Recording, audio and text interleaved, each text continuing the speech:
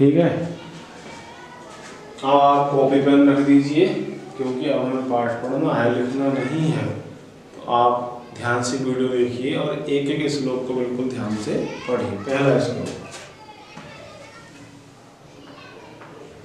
पहला श्लोक दिया हुआ है क्षण से कणसश्चैव। क्षण से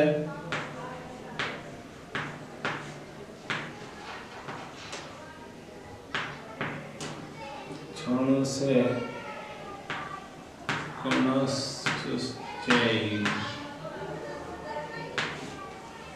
क्षण से कणसश्चैव विद्यार्थम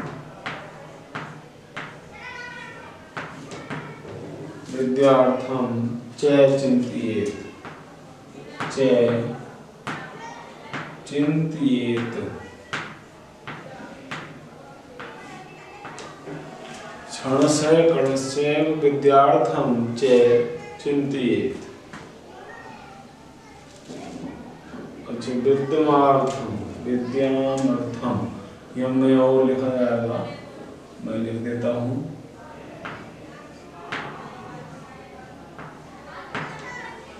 विद्यामर्थम। दूसरी पंक्ति है क्षण त्यागे कुतो विद्या।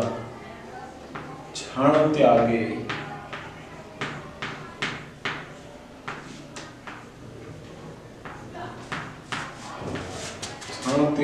कुतो विद्या। क्षण त्यागे कुतो विद्या, कण त्यागे कुतो धनम। कण त्यागे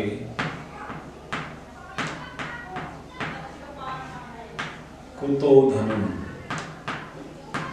बहुत ही सुंदर श्लोक है। आप विद्यार्थी हैं, आपके लिए विशेष तौर से बहुत ही उपयोगी है। क्या लिखा है समझ लेंगे ध्यान से। अब क्षण से कणश्चैव विद्यामर्थम च चिन्तयेत्।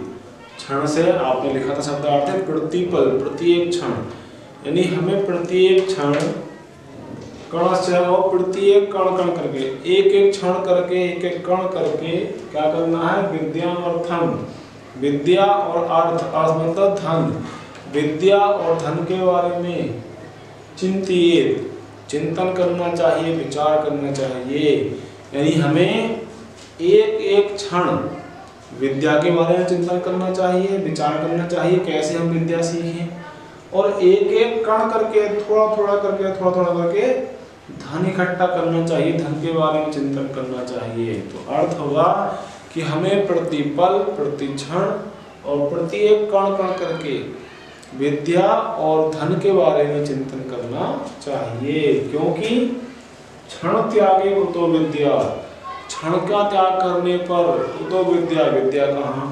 क्षण का त्याग करने पर विद्या कहाँ? कण त्यागे कुतो धनम, कण त्यागे कुतो धनम, और कण का त्याग करने पर धन कहाँ? तो क्षण का त्याग करने पर विद्या कहाँ और कण का त्याग करने पर धन कहाँ? इसलिए हमें प्रत्येक क्षण, प्रत्येक कण करके विद्या और धन के बारे में चिंतन करना चाहिए। क्योंकि क्षण त्यागने पर विद्या कहाँ और कण त्यागने पर धन कहाँ। अर्थात ये दोनों चीजें थोड़ा थोड़ा करके प्राप्त होती हैं, जोड़ती हैं। दूसरा श्लोक है प्रथमे नार्जिता विद्या, प्रथमे नार्जिता विद्या,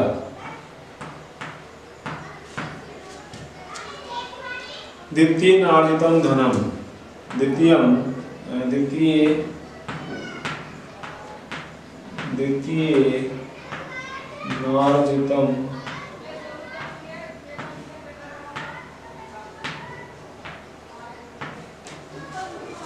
नार्जितम धनम, तृतीय नार्जितो धर्मे,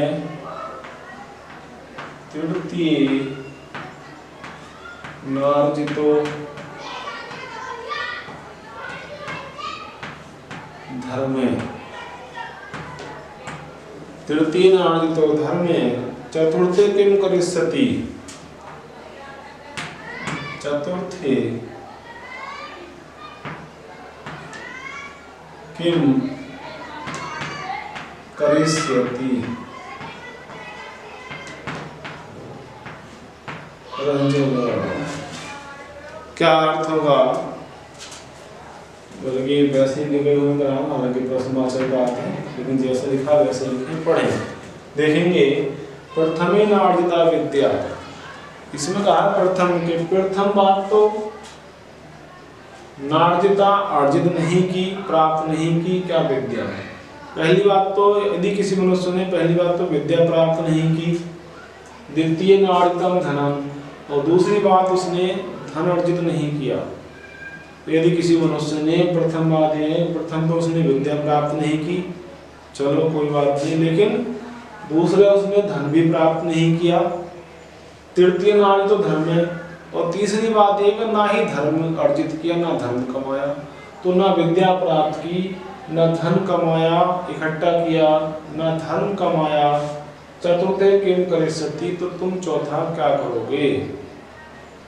इसे विचार किया गया है कि यदि मनुष्य ने पहली बात तो विद्या अर्जित नहीं की, विद्या प्राप्त नहीं की, दूसरी यदि विद्या के बाद उसने धन भी नहीं इकट्ठा किया कमाया, और तीसरी बात धर्म भी नहीं कमाया, तो विद्या धन धर्म ये तीनों अर्जित नहीं किए, तीनों इकट्ठे नहीं किए, प्राप्त नहीं किए, तो चतुर्थे किम करिष्यति, ऐसे व्यक्ति चौथा और क्या कर सकता, अर्थात कुछ भी नहीं कर सकता। तो जिस व्यक्ति ने पहली बात विद्या प्राप्त नहीं की, दूसरी बात जिसने धन भी प्राप्त नहीं किया, तीसरी बात धर्म भी नहीं कमाया जीवन में, तो वह चौथा क्या करेगा, अर्थात अगला कार्य क्या करेगा, कुछ भी नहीं करेगा। देखते हैं तीसरा श्लोक। तीसरा श्लोक है सर्व तीर्थमयी माता। बहुत सुंदर श्लोक है, बहुत अच्छी बात बताई गई है बच्चों। क्या है? सर्व तीर्थमयी, सर्व तीर्थमयी माता, सर्वदेवमय पिता, सर्व देवमय पिता, सर्वतीर्थमयी माता, सर्वदेवमय पिता। आगे लिखा है मातरम पितरम तस्मात्, मातरम पितरम तस्मात्, मातरम पितरम तस्मात् सर्वयत्नेन पूजयेत्, सर्वयत्नेन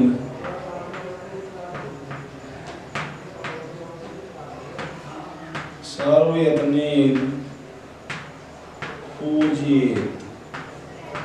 बहुत सुंदर श्लोक है बच्चों। क्या बताया है देखेंगे, पंक्ति देखिए सामने लिखा है सर्व तीर्थमयी माता, कि माता जो है सभी तीर्थों के समान है, सर्वदेवमय पिता, और पिता सभी देवताओं के समान है, देवताओं के तुल्य है। तो जो माता है वो तीर्थों के समान होती है और पिता देवताओं के समान होते हैं। हमारे जो माता पिता हैं वही हमारे तीर्थ हैं, वही हमारे देवी देवता हैं। तो सर्व तीर्थमयी माता यानी माता सभी तीर्थों के बराबर होती है, तीर्थों के समान होती है, और पिता सभी देवताओं के बराबर होते हैं, देवताओं के समान होते हैं। इसलिए तस्मात् पितरम मातरम पितरम तस्मात्, इसलिए उन माता पिता की सर्व यत्ने पूजिए, सभी यत्नों से पूजा करनी चाहिए। तो क्या अर्थ होगा कि माता सभी तीर्थों के बराबर होती है, पिता सभी देवताओं के बराबर होते हैं, इसलिए हमें ऐसे उन माता पिता की सभी प्रकार से पूजा करनी चाहिए, अर्थात हमें अपने माता पिता का सभी प्रकार से सम्मान करना चाहिए। बहुत सुंदर श्लोक है जिसमें जो हमारे माता पिता हैं उनका महत्व बताया गया है, और बताया गया है कि माता सभी तीर्थों के बराबर होती है, लिखा है, और पिता सभी देवताओं के तुल्य होते हैं। इसलिए हमें ऐसे माता पिता की सभी प्रकार से पूजा करनी चाहिए, यानी हमें अपने माता पिता का सभी प्रकार से सम्मान करना चाहिए। ये तीसरा श्लोक। समझ में आपको आ रहा होगा। अब इसके बाद हम देखते हैं